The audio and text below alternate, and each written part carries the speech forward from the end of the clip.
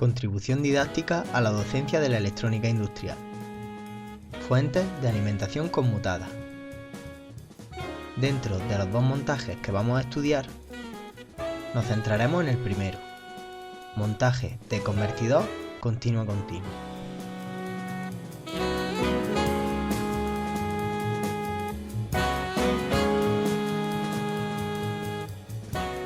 En este video podcast desarrollaremos el diseño de un convertidor continuo-continuo reductor.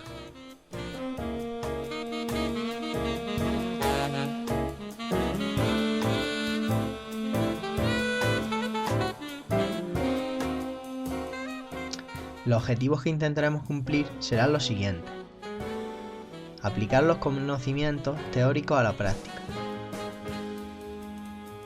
que el alumno se suelte en el montaje de circuitos, a la vez que siente y comprenda mejor lo aprendido. Por último, validar lo estudiado con ejemplos reales.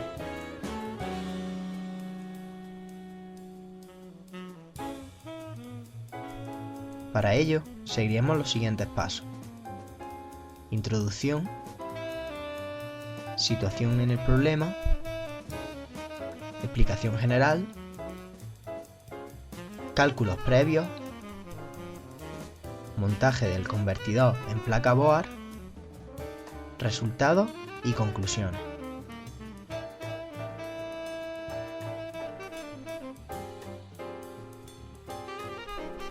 El estudio de la fuente de alimentación conmutada concluirá con el montaje de una fuente de alimentación conmutada real en placa board, que será el montaje número 2. Con el fin de prepararnos para este montaje, vamos a realizar uno del cuerpo de la fuente de alimentación conmutada, como es el convertidor continuo-continuo.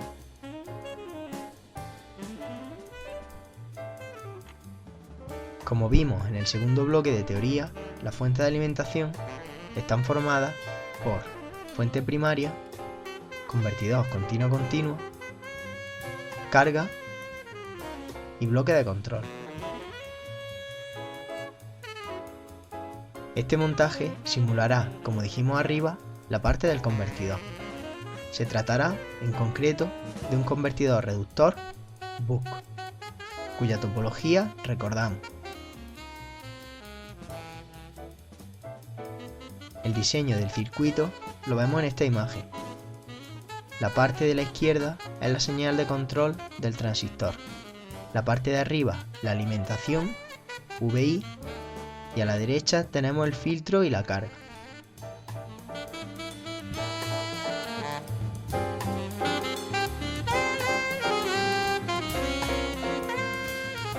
Aquí recordamos la topología del convertidor BUC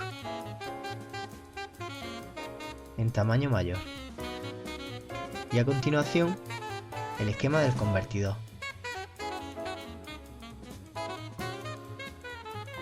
Como podemos observar, el convertidor ya tiene los valores de los componentes.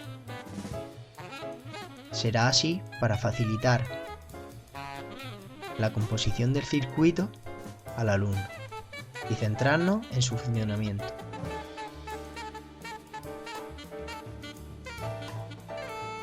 Identificando cada una de las partes que componen este convertidor, vemos la tensión de alimentación no regulada, arriba. El elemento conmutado, un transistor IRF 540. Filtro de salida con bobina y condensador. La carga. Y en la izquierda el control modo tensión del interruptor, que será manual. Con este control regularemos el ciclo de trabajo. Posteriormente explicaremos su funcionamiento.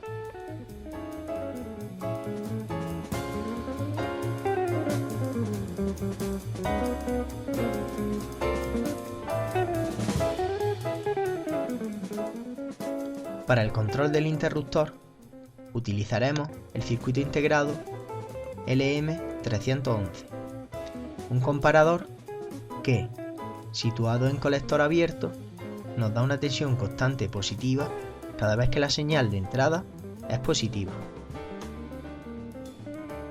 Utilizando una señal de entrada triangular,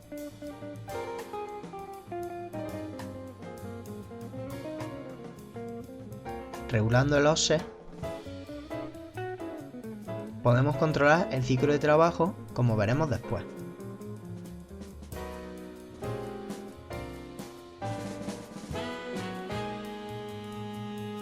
La situación del interruptor se puede observar en esta imagen con más detenimiento. La entrada en la puerta es el resultado de si la tensión de la señal triangular es positiva o negativa. Por lo que, como el ciclo de trabajo es el tiempo de encendido partido el periodo, que en este caso es constante, obtenemos así la relación del ciclo de trabajo con el offset, directamente proporcional.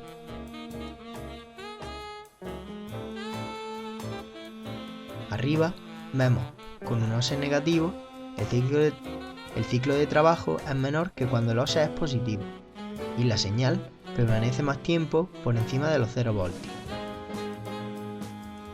Concluimos así la explicación de la regulación del interruptor.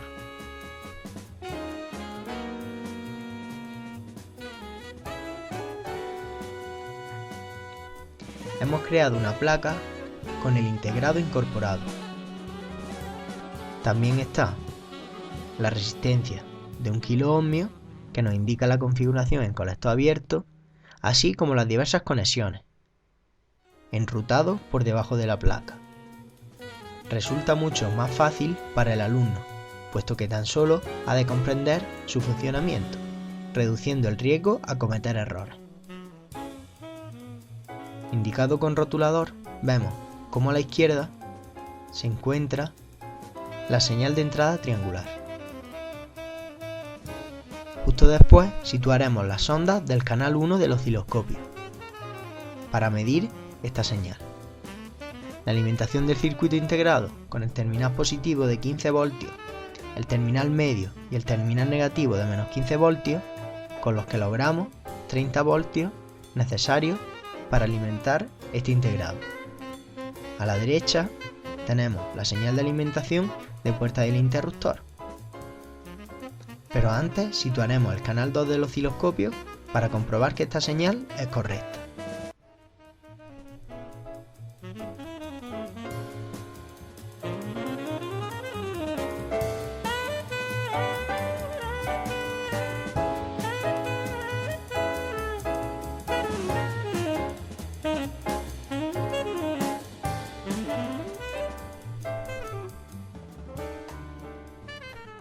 Pasamos ahora a la estructura del convertidor.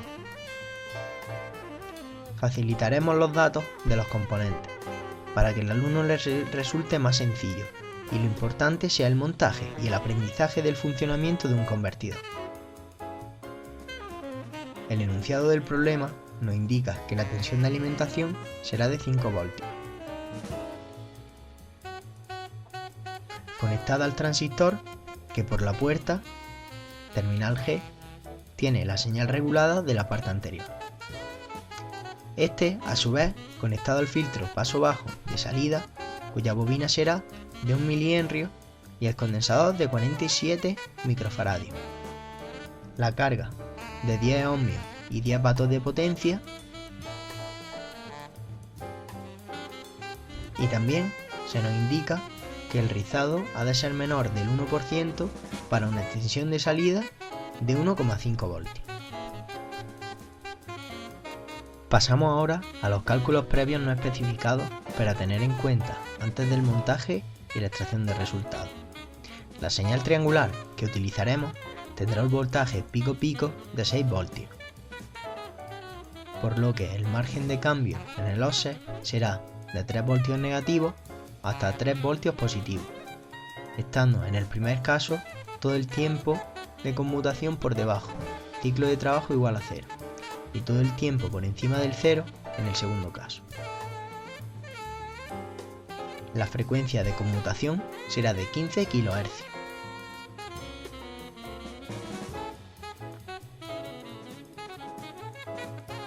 Si queremos obtener una tensión de 1,5 voltios de salida para una tensión de alimentación VIN del convertidor de 5 voltios, el ciclo de trabajo ha de ser de 0,3.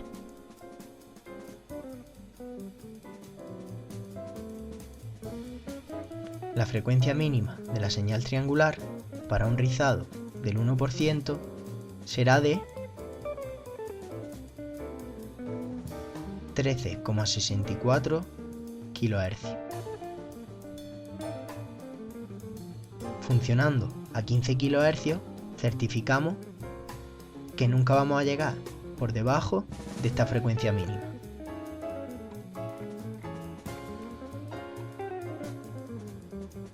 La intensidad media en la bobina para un voltaje de salida de 1,5 voltios y una resistencia de carga de 10 ohmios será de 0,15 amperios.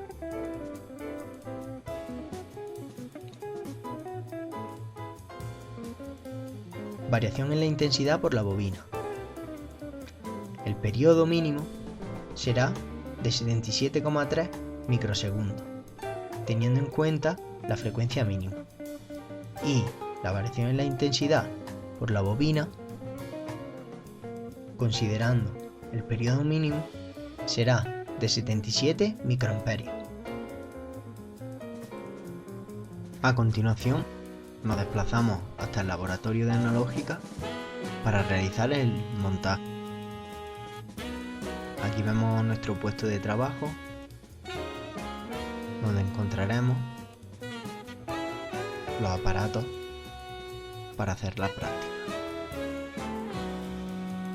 Arriba el multímetro, después la fuente de alimentación y a la derecha el osciloscopio. Nos centraremos en la primera parte. Con el generador de funciones generamos una tensión rampa de 6 voltios pico pico a una frecuencia de 15 kHz. Ahí vemos la selección de la señal rampa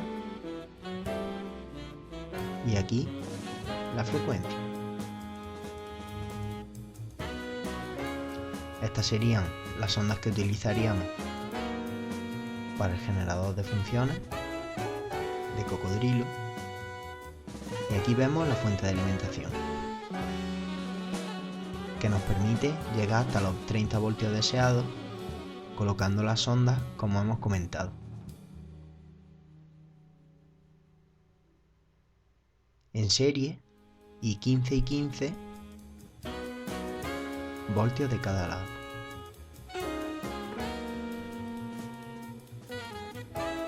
Comprobamos con el multímetro que la fuente nos da los 30 voltios deseados.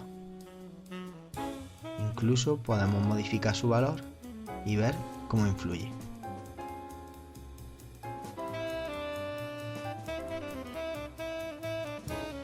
Colocamos las sondas en la placa del comparador LM311 conforme vimos en la diapositiva.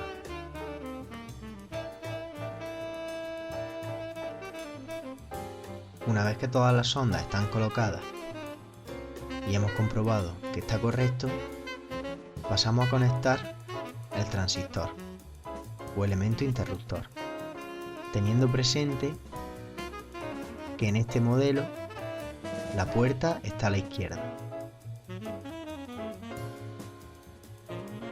Enchufamos la fuente de alimentación y vemos que efectivamente la placa nos devuelve una tensión cuadrada.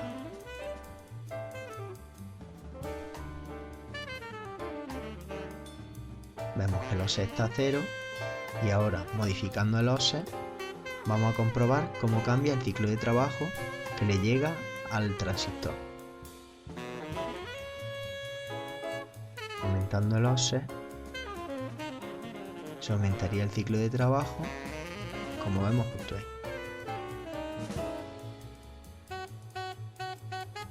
Comprobamos así los resultados teóricos. Ahora pasamos a la segunda zona. Primero montamos el diodo en conexión con el transistor.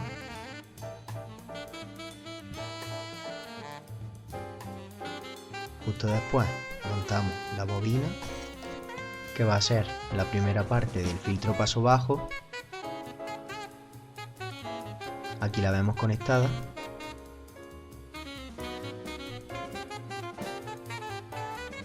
Y para finalizar el convertidor montamos el condensador de 47 microfaradios y la resistencia de 10 ohmios. Ahora, antes de meter los 5 voltios de tensión al convertidor, colocamos una resistencia shunt de 1 ohmio para medir intensidad y un condensador que será un filtro paso alto. Aquí vemos los 5 voltios que nos proporciona la fuente de alimentación a 3 amperios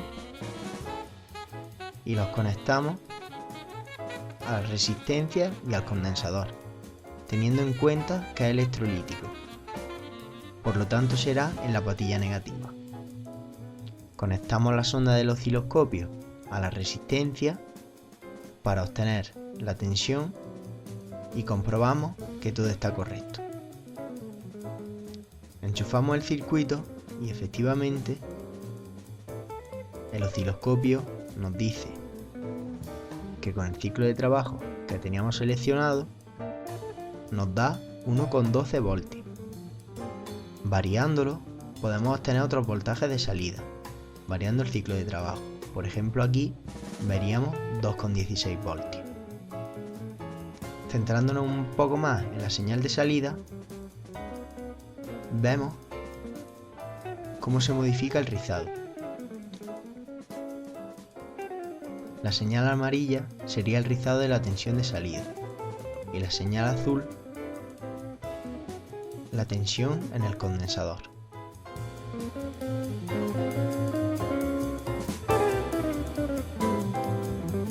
Aquí vemos distintos niveles de rizado para distintos ciclos de trabajo y como calculamos el rizado de salida en torno al 1%, vemos que es del 1,7, un poco mayor a lo deseado. A continuación medimos la intensidad en la resistencia y vemos que corresponde a 190 mA. Es un valor un poco mayor de lo deseado, pero está dentro de los márgenes. Con esto concluye el primer montaje de convertidor continuo-continuo. Gracias.